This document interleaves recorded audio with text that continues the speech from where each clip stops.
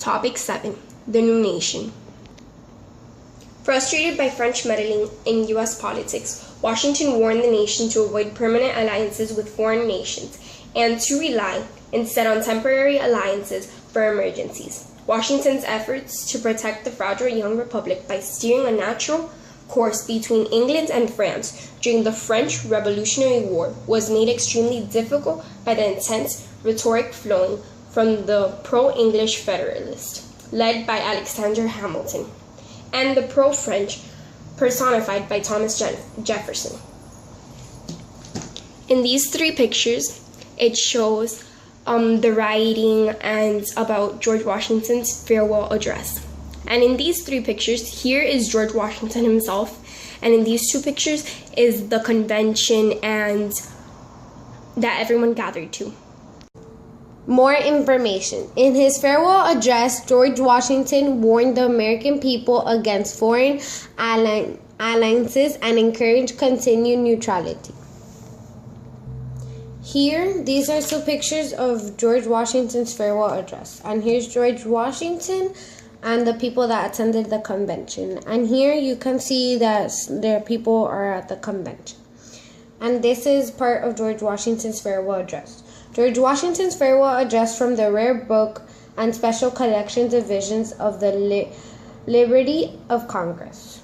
In his farewell address, George Washington warned the American people against foreign alliances and encouraged continued neutrality. Washington also warned Americans to stay out of foreign wars and affairs. Like shown in all the other pictures, these pictures basically show the same thing of George Washington saying his speech and explaining to everyone what we had to do and how we should do it. More information. He warns against foreign influences in America's internal affairs and vice versa. He warned us to stay out of foreign wars. Important facts. He encouraged friendship and commerce with all nations. He warned against permanent alliances.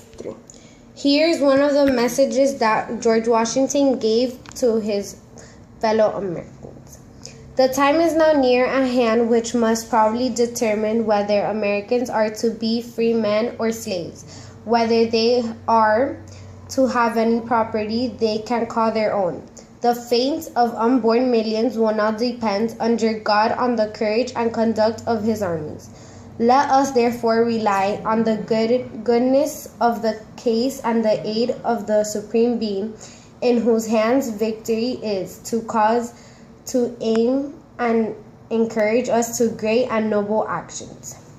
Here in his pictures, you can see George Washington looking out as he's writing.